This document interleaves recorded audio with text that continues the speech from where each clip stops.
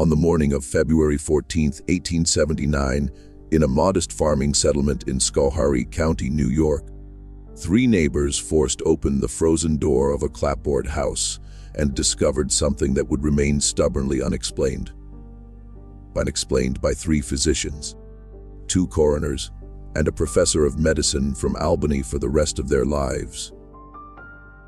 A 26-year-old woman had been reduced from the shoulders downward to a fine gray ash that preserved the exact shape of her body against the floorboards.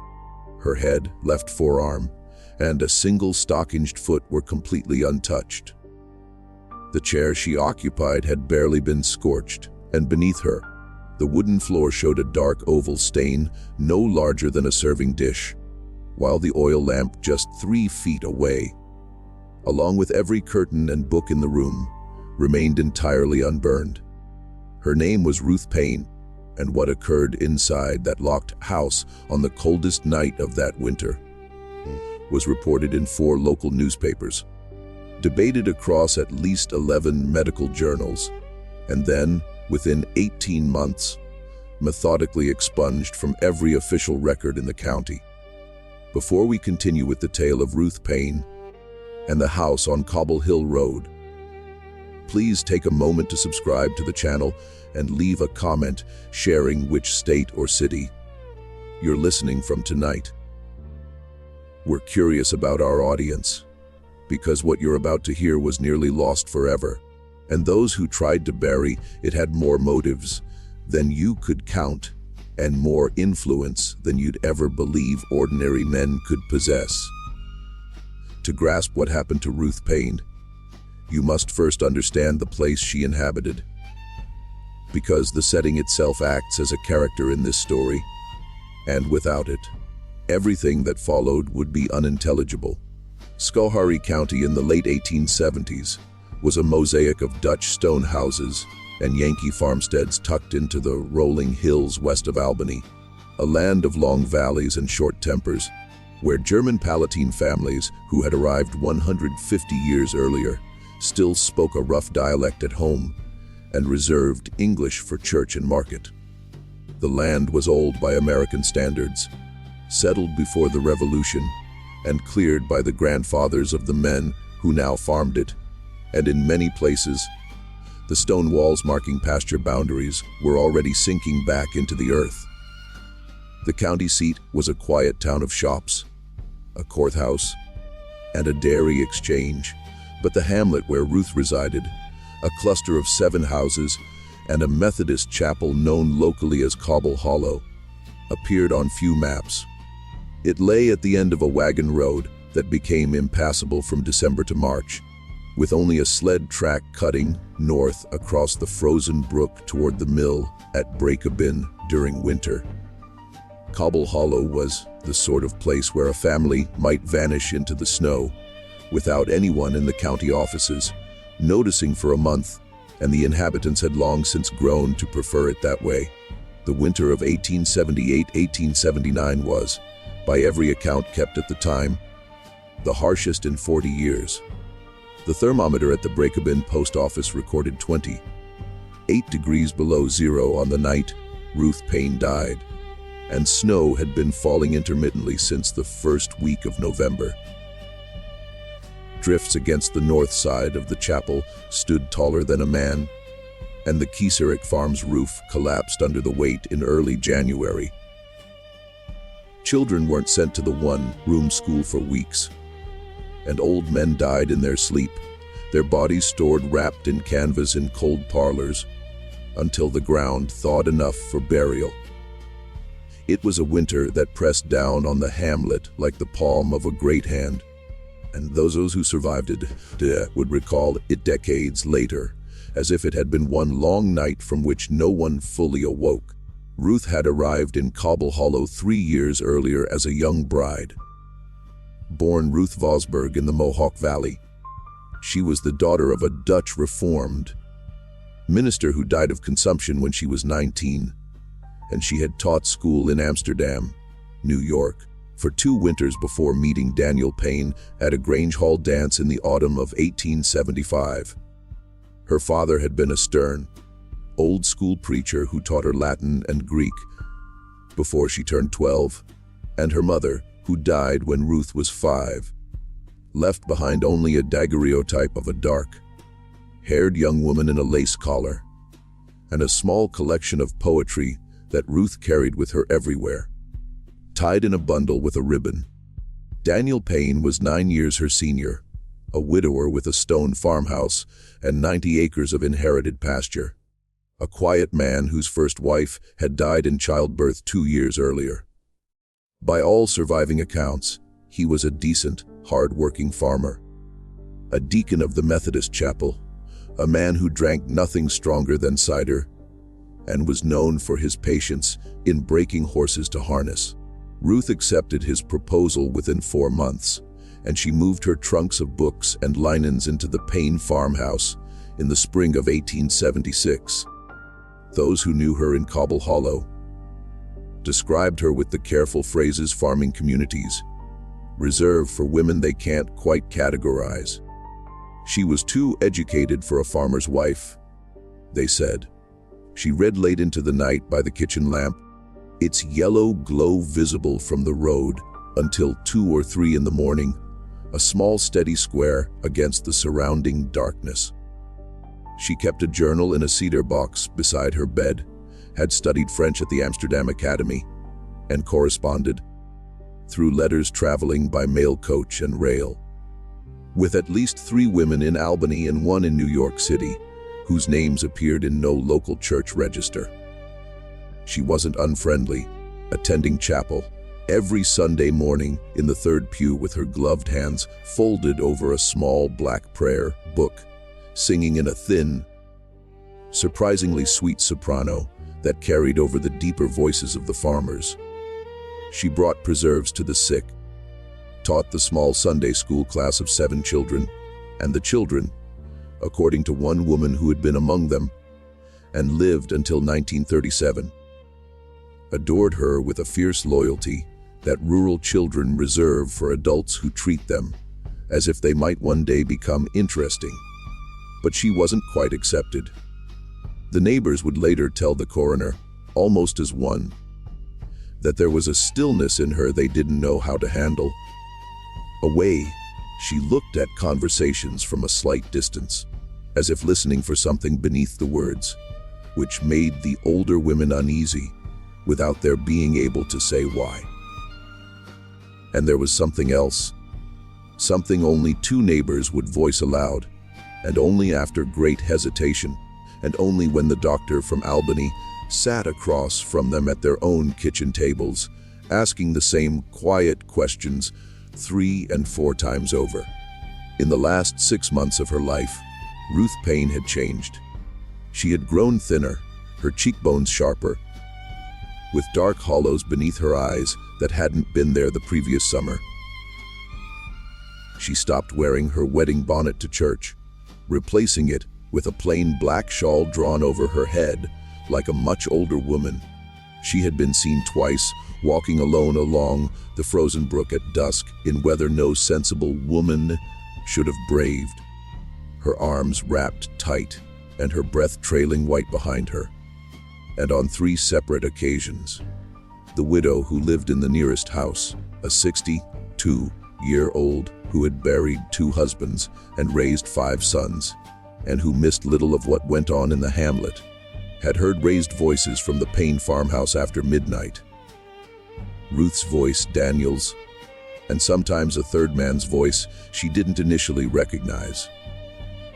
Each time, the widow had stood at her bedroom window in her nightgown, looking across the snowy yard toward the Payne house, and each time she saw a single square of yellow light in the kitchen window and shadows moving across it in a way she would later describe as a slow and terrible dance. She went back to bed each time, pulling the quilt up and pretending she hadn't heard anything, because a widow of 62 in a hamlet of 7 houses doesn't interfere with what happens in another woman's kitchen in the middle of the night, even when the sounds carried through the winter air are ones she doesn't want to hear. She would regret that silence she would later tell Dr. Tenney on her back porch one July afternoon, for every remaining day of her life. But regret, she added, was a poor penance, and the Lord would judge her for what she hadn't done, just as he would judge the others for what they had. The morning of February 14th began for Daniel Payne at 4:15, when the cold woke him in the upstairs bedroom, and he found his wife not beside him. This wasn't unusual. Ruth had been sleeping poorly for weeks and had taken to going downstairs in the small hours to sit by the kitchen stove and read. Daniel dressed in the dark, pulling on wool trousers over his long drawers and lacing heavy boots against the cold, and came down the narrow staircase with a kerosene lantern held before him. The house was silent, the parlor dark and still, with sheet-covered furniture looming like pale crouching animals in the lantern light. The kitchen door at the far end was closed, and Daniel later swore, under 3 separate examinations, that when he opened it, the room beyond was bitterly cold. Not merely cool as a farmhouse kitchen often was before dawn, but the cold of a room where no fire had burned for hours. The cast iron Union box stove, bought at the county fair in 1876, had gone out overnight. The oil lamp on the table was extinguished, its wick black and curled, and the window above the dry sink was clouded with frost on the inside, fern-like crystals forming delicate patterns across the lower panes.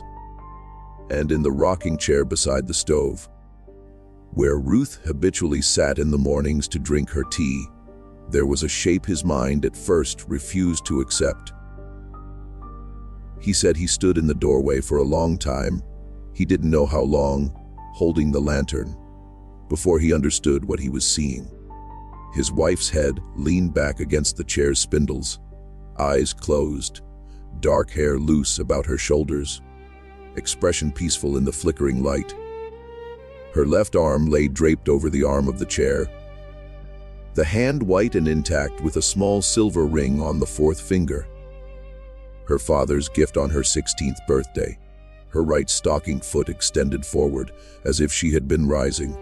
Everything else, from the base of her neck to her ankles, was gone. In its place, filling the rocking chair and spreading across the floorboards in a neat oval measuring 31 by 19 inches, was a deposit of fine pale gray ash. The ash held the unmistakable curve of a rib cage, the suggestion of a pelvis, the bent line of a femur.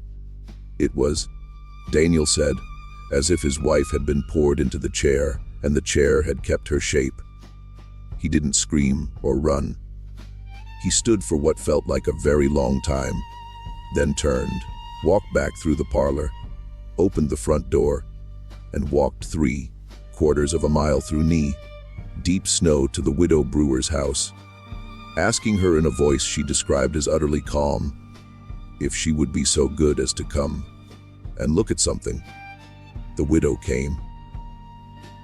She wasn't a woman who needed much persuading when a neighbor appeared before dawn and brought with her the hired man from the adjoining farm, a Palatine German named Jost Kieserik, who had been awake in the barn milking his cows by lantern light. Jost brought his younger brother Hendrik, who rode the sled track north to Breakabin to fetch the doctor. By 10 in the morning, 4 men and the widow stood in the Payne kitchen, and none of them could speak. The kitchen by daylight was almost ordinary. A square room perhaps 14 feet on a side, with a plank floor worn smooth by generations of Payne feet, a large pine table in the center, a dry sink against the east wall, a cupboard against the north wall holding modest dishes, and the cast iron stove against the south wall, its belly cold, its door closed. The small brass draft lever still open to the position Ruth must have set before falling asleep. Above the stove hung a rack of copper pans polished to a dull shine, and beneath the muslin, curtained window stood the rocking chair with what remained of Ruth Payne. Dr. Hendrik van Duzen, who arrived from Breakabin just after 9, was a country physician of 50. 4. A graduate of Fairfield Medical College in central New York. A man who had delivered perhaps 400 babies, set perhaps 1,000 broken bones, and signed perhaps 600 death certificates. He believed he'd seen every way a human being could die in Schoharie County. He hadn't seen this.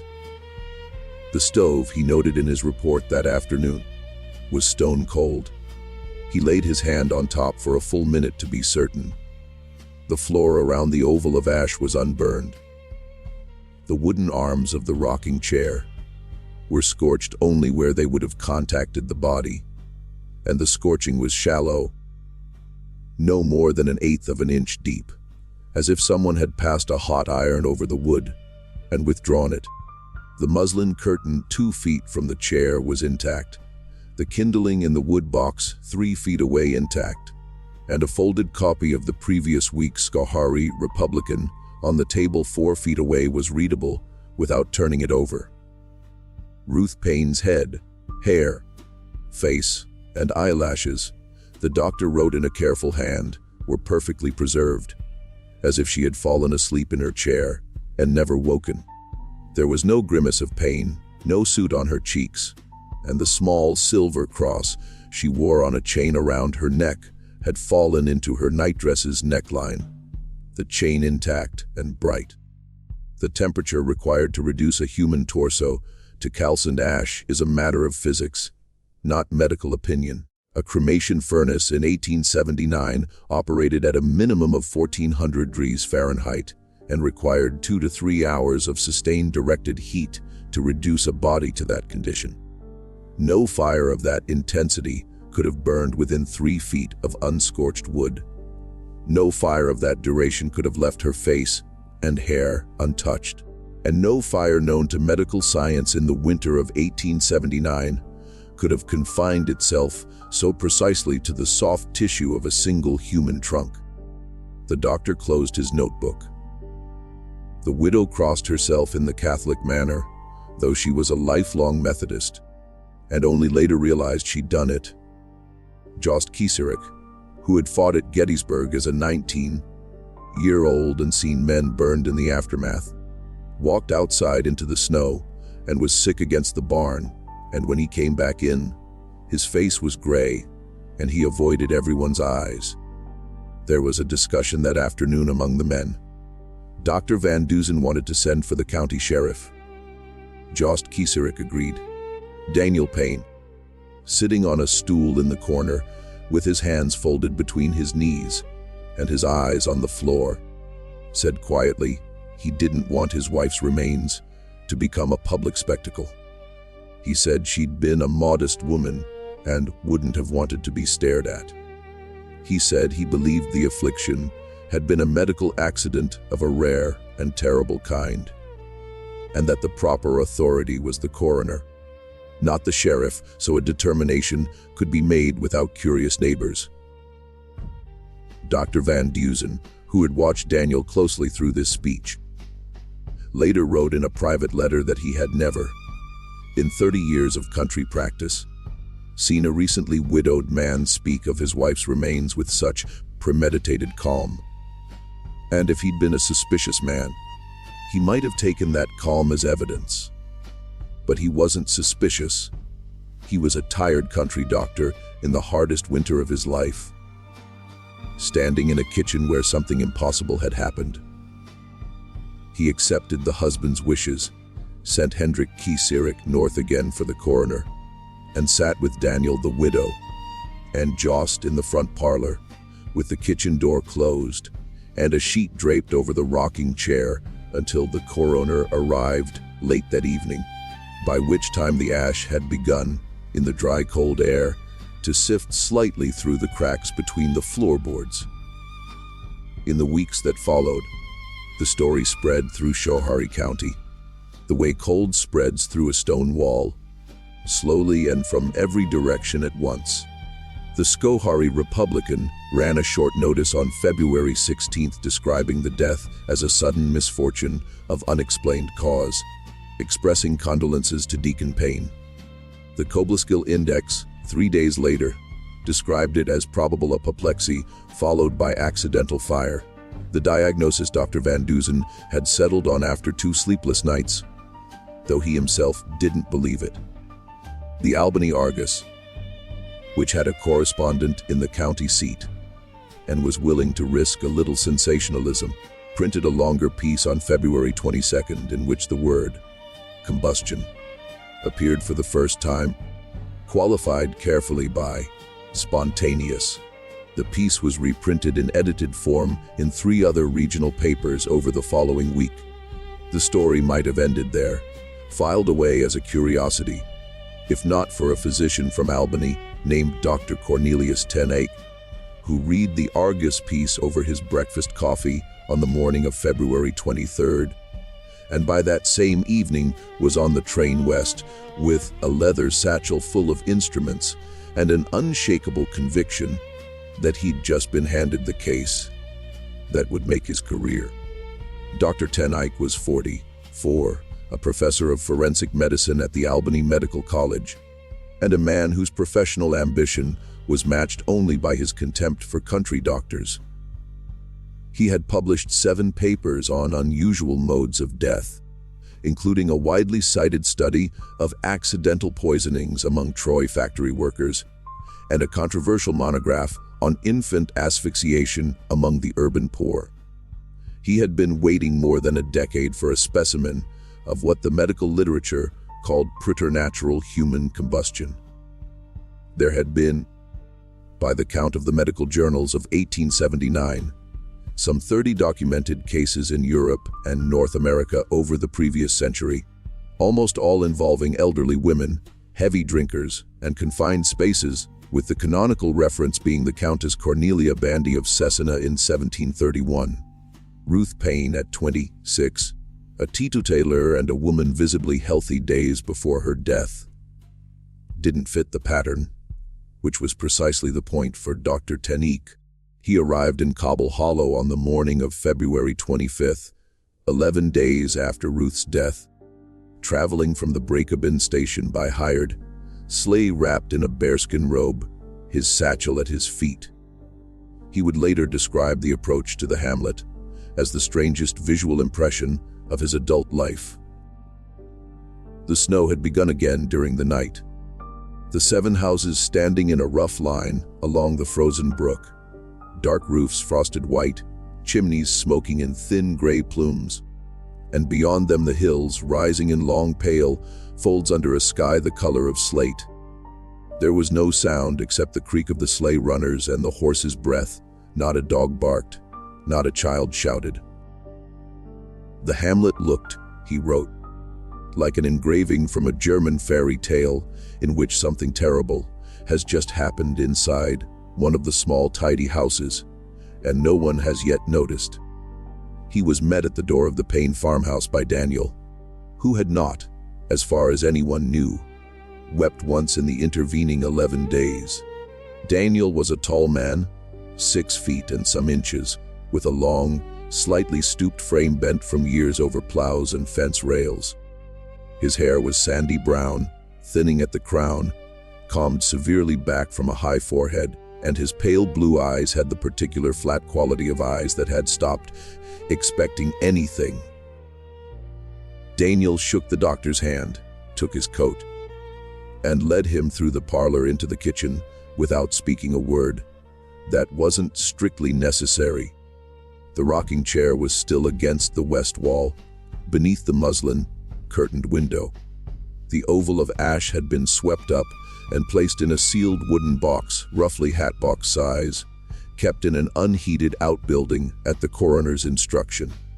The scorched floorboards had been scrubbed with lye soap, but not replaced, and the dark oval stain was still clearly visible beneath Daniel's boots. Doctor. Ten Eyck set his satchel on the pine table and looked slowly around the kitchen, and as he looked, he began to notice things the country doctor had missed. Things that would, in the weeks to come, unravel the entire story. He noticed first that the rocking chair was not in its natural position. It had been moved at some point before Ruth's death. perhaps 3 feet forward from the wall into an open area of the kitchen, where there was no obvious reason for anyone to have placed it. The natural position, given the room's layout and the stove's warmth, was against the wall where it now stood, but the faint wear patterns on the floor showed it had been dragged forward and then returned. He noticed that the tall pine cupboard directly behind the chair contained in its lower compartment ceramic jugs that were, when he lifted one, far lighter than they should have been. Daniel said they'd held coal oil for the lamps, but he'd used up the supply during the long winter nights. Dr.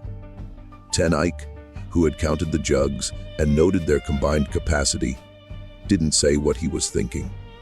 He noticed that the floor beneath the rocking chair, where the scorched oval stain was offset, pushed away from the stove and toward the window. He noticed that the rag rug that had always lain under the rocking chair, according to the widow brewer's later testimony, had disappeared sometime in the past several months and hadn't been replaced. He noticed that the small pedestal table that had always stood beside the chair, where Ruth kept her tea and book, was missing. Daniel said he'd broken it up for kindling, and in a winter as hard as that one, no one found this remarkable. Dr. Ten Eyck made a small, careful note in his pocketbook and said nothing. Over the next 3 days, Dr. Ten Eyck measured every surface in the kitchen, collected samples of the ash, interviewed Daniel, the widow brewer, Jost Kieserik, and the Methodist minister. He rode the sled track to Breakabin to examine Ruth's childhood home, and spent an afternoon in the county seats, records office examining deed books, tax rolls, and the marriage register for the past 10 years. What he found, and what he wrote in an unpublished notebook that survives him and was purchased 61 years later by a private collector in Cooperstown, has never been reproduced in any medical journal. The notebook runs to 187 pages in Dr. Ten Eyck's cramped, educated hand and contains 3 observations he would come to see as pillars of the case. The first observation, recorded on his second day, was that Ruth Payne had purchased from the general store in Breakabin a total of 19 gallons of coal oil in her final month, a kerosene-based lamp fuel widely used in rural New York at the time. 19 gallons was far in excess of what the Payne household could have consumed for lighting in that period. A normal farmhouse with 3 or 4 lamps used perhaps 2 gallons a month in winter, and the Payne household had only 2 lamps. Daniel, when pressed, couldn't account for the discrepancy. He said his wife had been responsible for household purchases. He hadn't noticed. She'd once mentioned a plan to varnish furniture in the spring, and he supposed the oil might have been intended for that. Dr. Ten Eyck wrote a single word in the margin of his notebook: implausible. The second observation, recorded on the 3rd day, was that Ruth had been observed by at least 2 witnesses wearing a new style corset advertised in Godey's Lady's Book, whose stays were reinforced with a paste of calcium phosphate and animal fat, a substance, Dr. Ten Eyck noted in careful Latin, highly susceptible to phosphorus compound formation under prolonged body heat. The corset had been a gift, the widow brewer said, shown to her in October in its box with a ribbon, and Ruth had said, in an unusually quiet voice, that it had come from a gentleman admirer of many years ago, as a token of continued friendship. The widow hadn't asked who the gentleman was. She had seen Ruth wear the corset several times afterward under a black wool dress she wore in the evenings when she expected no visitors. The third observation, which Dr. Ten Eyck underlined twice and later circled 3 times in a different ink, was this: Ruth Payne was, at the time of her death, in the early weeks of a pregnancy, and that pregnancy, according to dates carefully reconstructed from the widow's testimony, and 3 letters he was permitted to read, could not possibly have been her husband's child. If this story is already making you think twice about what people in small towns can hide, take a moment to like this video and let us know in the comments what you think happened in that kitchen. Because the records we're about to discuss were sealed for a reason. And what Dr. Ten Eyck learned next is why that seal was put in place and why no one in Cobble Hollow or Albany ever spoke Ruth Payne's name again in any public setting for the rest of the century. Dr. Ten Eyck returned to Albany on February 28th and began, with the methodical patience of a man who had waited his whole career for exactly this, to assemble the rest of the story. He wrote letters to every address in the bundle of correspondence Daniel had grudgingly allowed him to examine. He interviewed, over the next 4 months, every person in the Mohawk Valley who had known Ruth Vosburgh before her marriage. He traveled twice to New York City to consult with a colleague at Bellevue Hospital Medical College on the chemistry of slow combustion. He spent a week in Albany County's Public Records Office. He sent a young assistant to copy out from the dusty ledgers of a small printing shop on State Street every name from the account books of a certain quarterly publication printed there between 1870 and 1875. And by the end of the summer of 1879, he had constructed a picture of Ruth Payne's life that was, to anyone who had known only the quiet minister's widow and dutiful farmer's wife of Cobble Hollow, almost entirely unrecognizable. Ruth Vosburgh, before her marriage, had been a member of a small, discreet society in Albany that met in the back rooms of that same printing shop on State Street and described itself in the letters Dr. Streka. Ten Eyck was permitted to copy as a circle for the advancement of rational womanhood. The circle comprised teachers, a handful of unmarried daughters of merchant families, 2 journalists, and 1 physician, a woman named Dr. Harriet de Forest, who had taken her medical degree in Geneva, Switzerland, some 20 years earlier and practiced without a New York State license from a consulting room above a milliner's shop on Broadway. The circle read Frances Wright and Margaret Fuller, corresponded with a similar society in Boston, and a smaller group in Rochester associated with the suffragist movement, and produced on a small hand press a quarterly pamphlet called The Reasoned Voice, of which no complete run survives in any public library, and in ways the surviving letters only hint at. They provided practical assistance to women in circumstances the law and churches of Albany wouldn't officially acknowledge. What exactly those forms of assistance were, Dr. Ten Eyck was careful not to set down in writing, even in his private notebook. But from the pattern of the letters, Dr. de Forest's credentials, and the fact that 3 women named in the printing shop's account books had died in the intervening years under circumstances officially recorded as female complaints. Any reader who understands the medical realities of the 1870s can draw his own conclusions.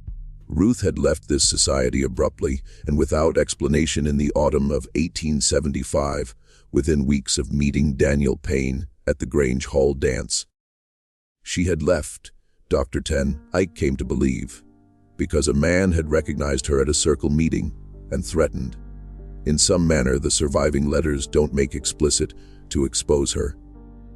Who that man was, Dr. Ten Eyck couldn't initially determine, but one of the letters he obtained, written by Dr. de Forest to Ruth in November 1878, 3 months before Ruth's death, contained a single sentence that would eventually lead him to the answer. I fear, dear Ruth, that the gentleman from Cobble Hollow has not forgotten you, and if he should come to the house on Broadway again, I cannot promise that I will be able to send him away a second time. That gentleman from Cobble Hollow was not Daniel Payne, who at the time the letter was written had never been to Albany in his life. He was, as Dr. Ten Eyck confirmed through laborious tracing of property deeds and court records. In the Schoharie County archive, Cross checked against Albany's commercial directory a man named Augustus Voorhees, 48, a textile merchant who owned a substantial summer house 3 miles from the Payne farm and spent June through September in the hamlet every year. Augustus Voorhees was a man of considerable local reputation.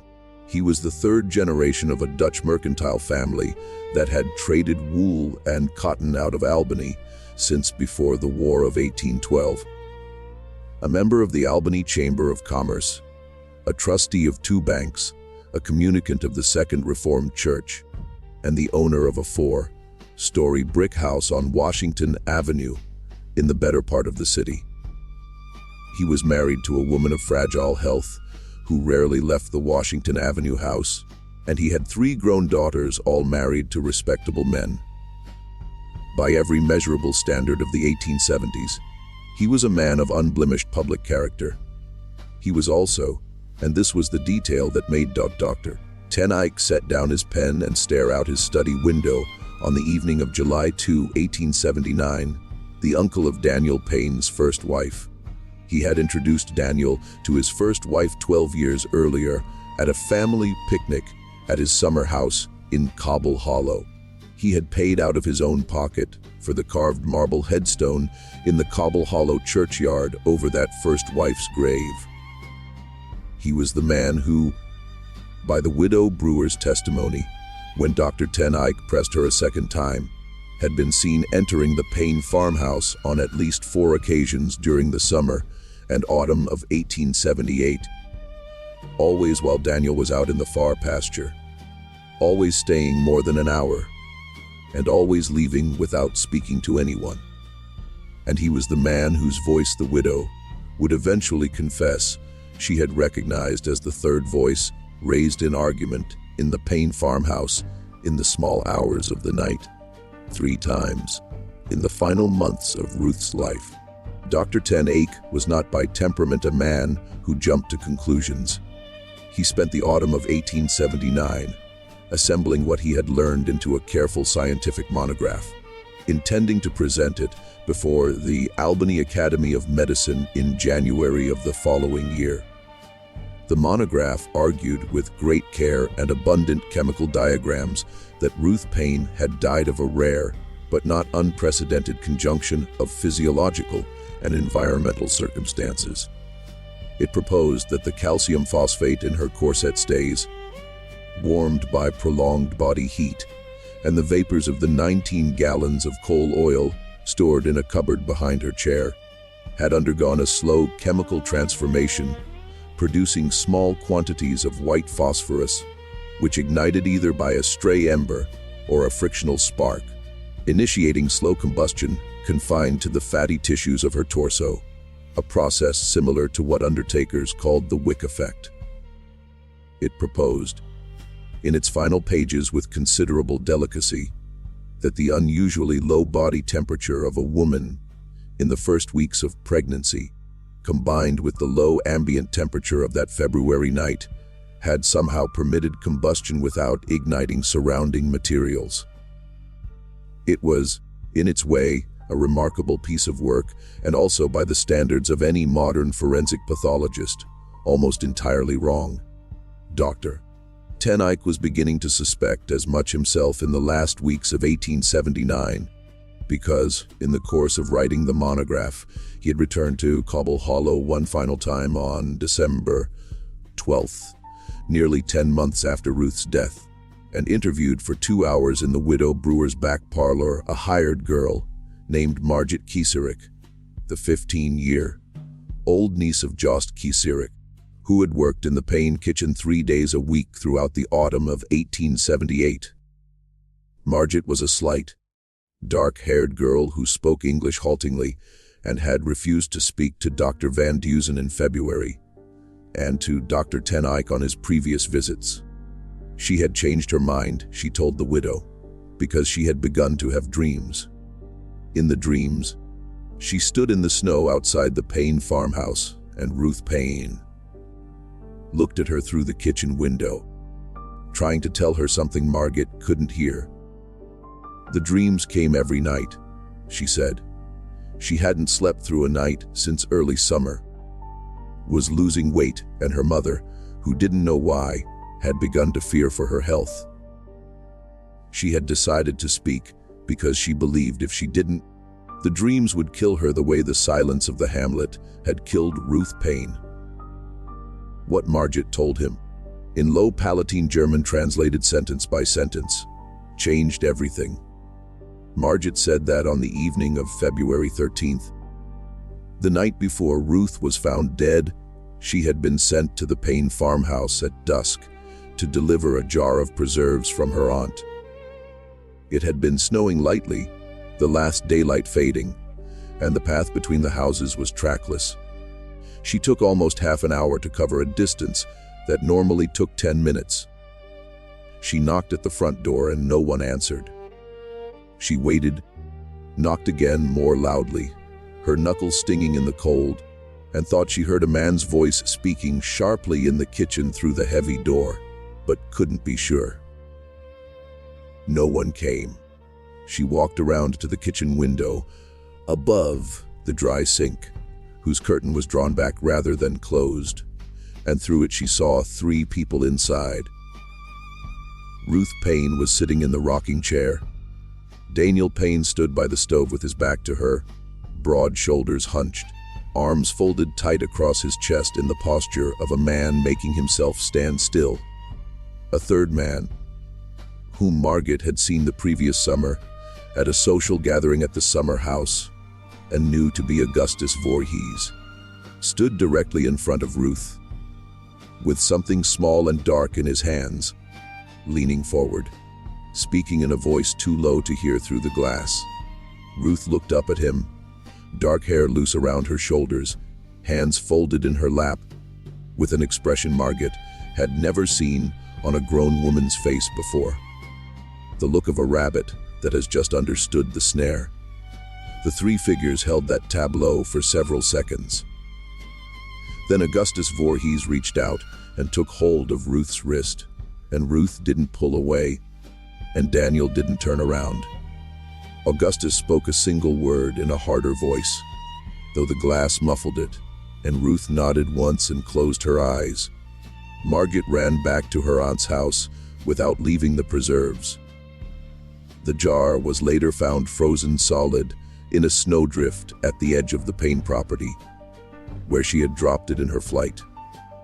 She said she hadn't told anyone, not even her aunt, because Augustus Voorhees had once given her father a loan during a bad harvest that hadn't been repaid, and because a girl of 15 in Cobble Hollow in 1878 didn't accuse a wealthy Albany merchant of anything.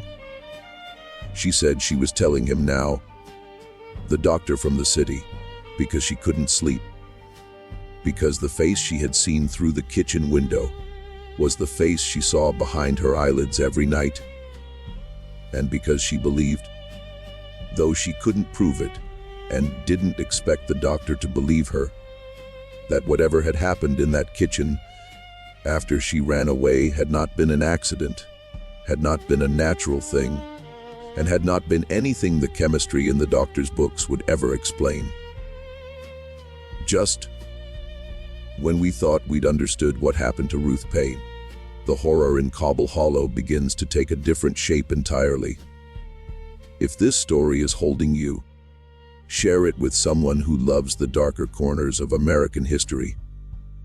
Hit that like button to support us, and subscribe to the channel so you never miss a story like this one.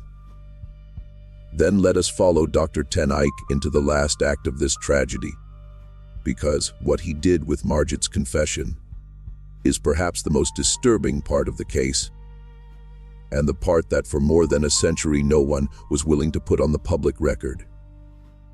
Dr. Ten Eyck returned to Albany on the evening of December 14, 1879, carrying in his satchel the notes of his interview with Margaret Kieserick and a small muslin bag containing a sample of the ash from the Payne kitchen floor.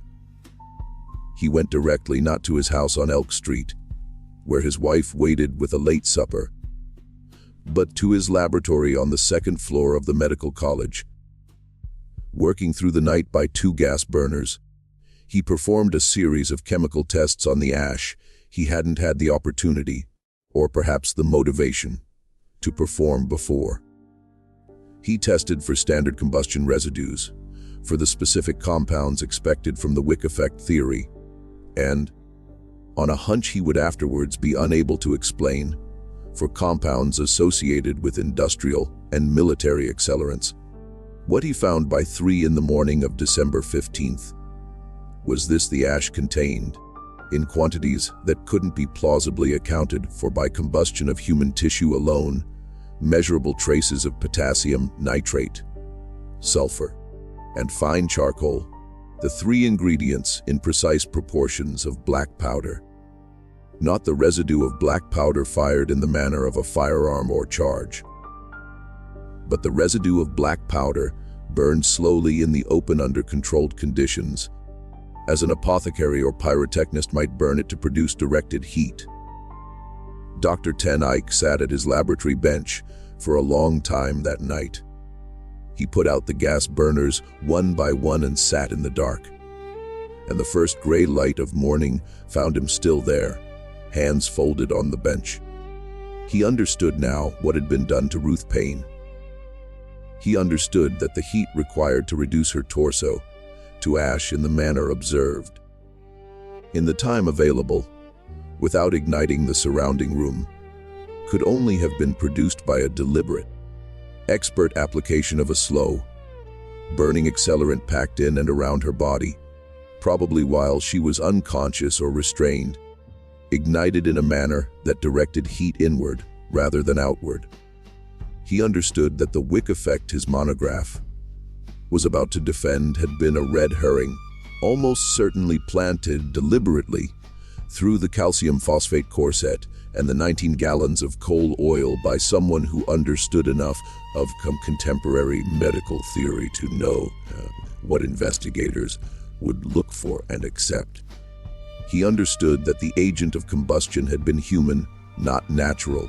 He understood that the work required knowledge of chemistry a country farmer of Daniel Payne's education couldn't possess, but a textile merchant who bought and sold dyes, bleaching agents, and industrial accelerants across 3 states.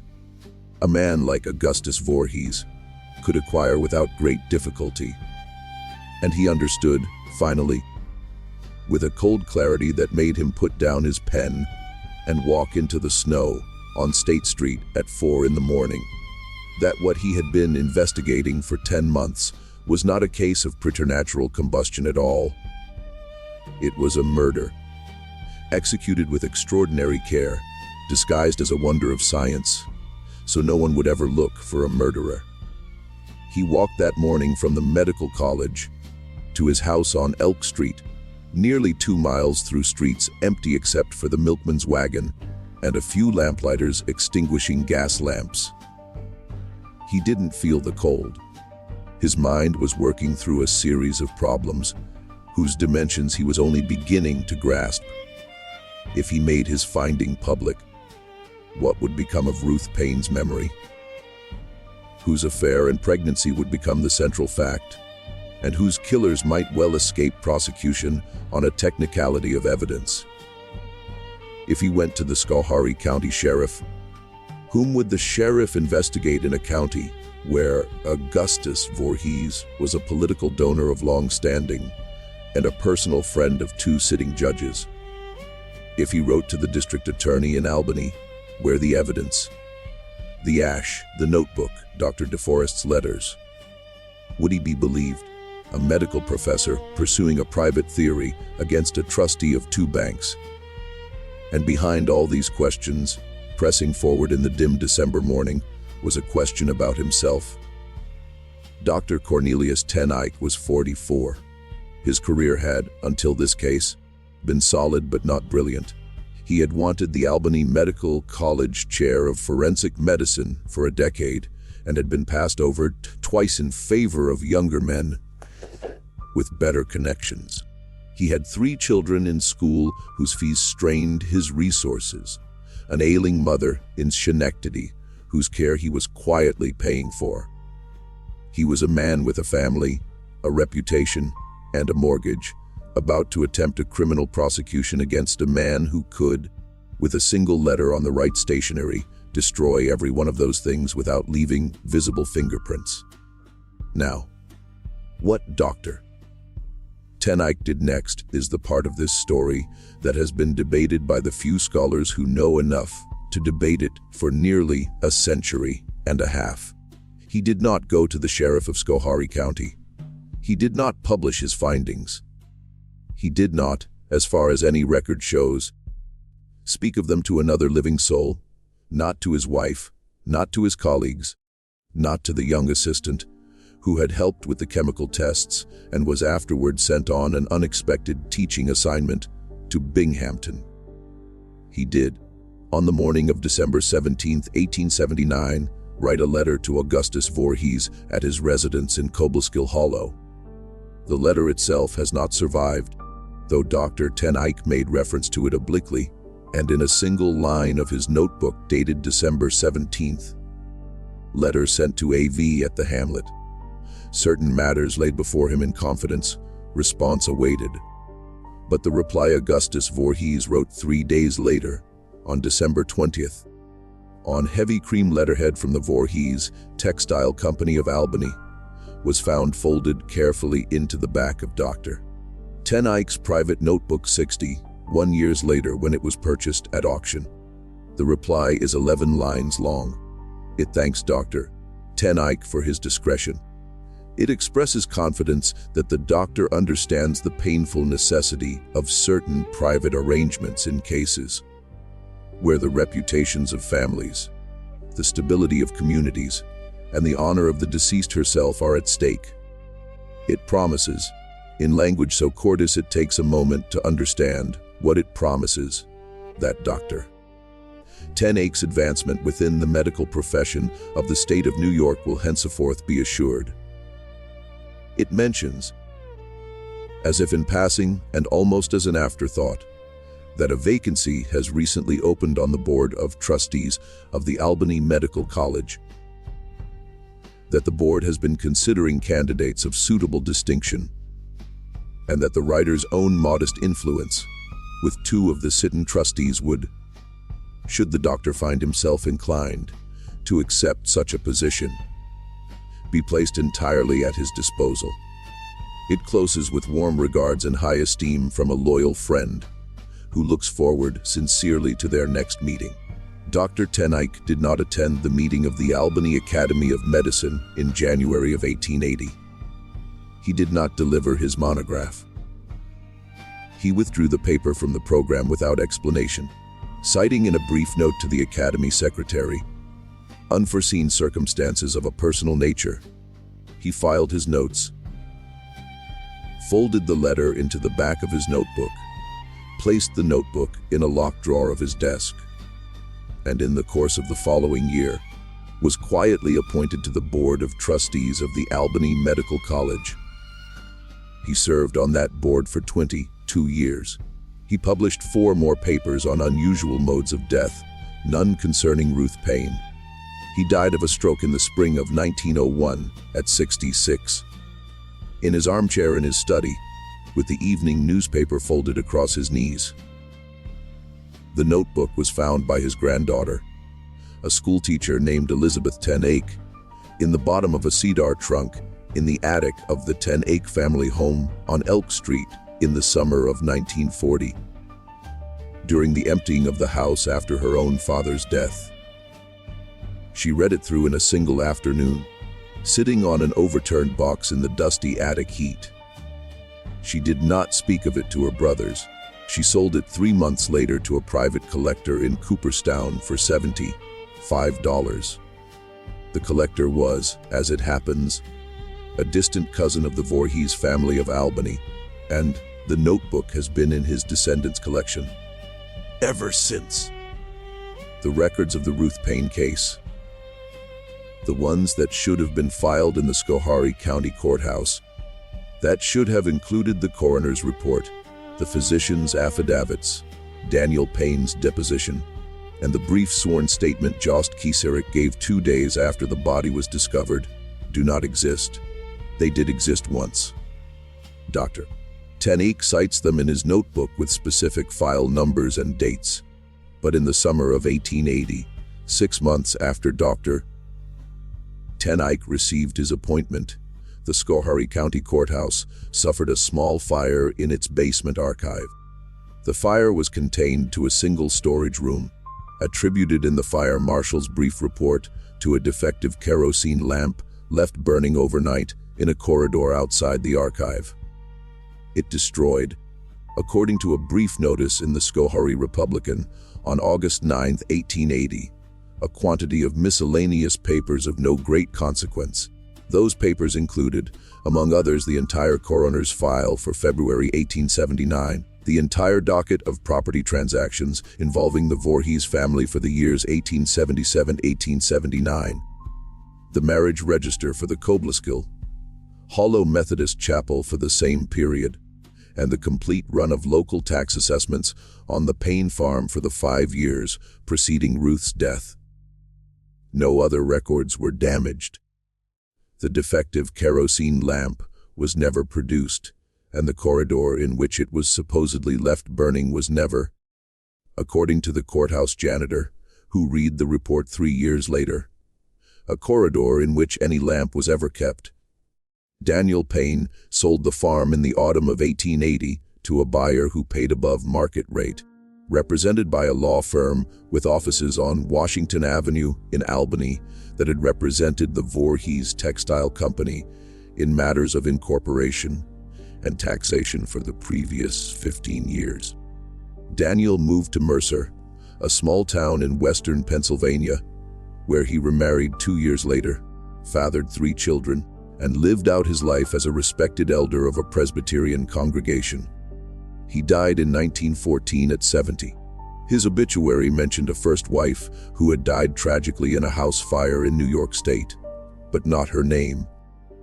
His second wife, according to a granddaughter interviewed by a folklorist in 1968, said only that Daniel had been a good husband, but a silent one, and that in the last years of his life, he took to sitting up in their Mercer kitchen until 2 or 3 in the morning, alone with a single lamp burning, looking at nothing.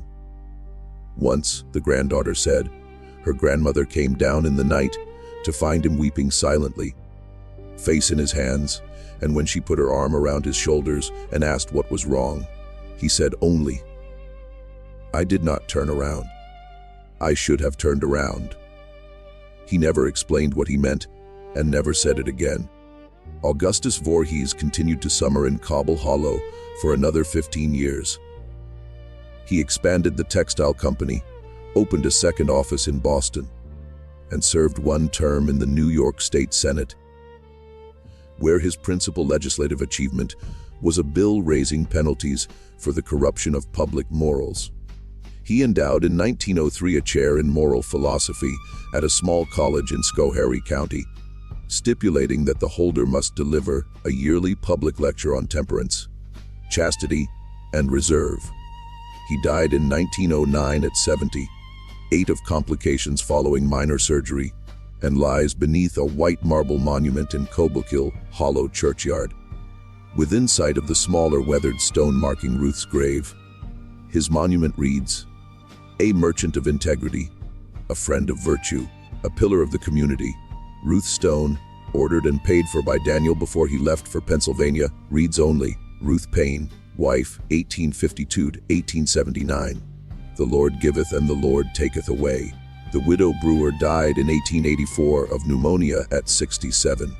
She kept until the end a sealed envelope in her bureau, addressed to the Schoharie County District Attorney. Its contents never disclosed to her family, and when discovered after her death, was opened by her eldest son and thrown into the kitchen stove without being read aloud.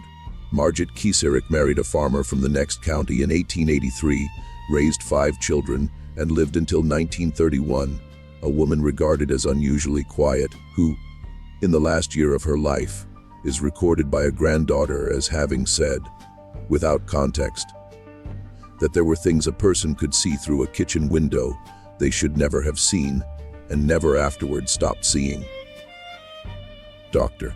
Tenique's notebook is today in the archive of a small private historical society in upstate New York that has chosen not to permit its reproduction or public display, on the grounds, according to a 1987 board statement, that it contains sensitive material concerning identifiable families whose descendants still live in the county.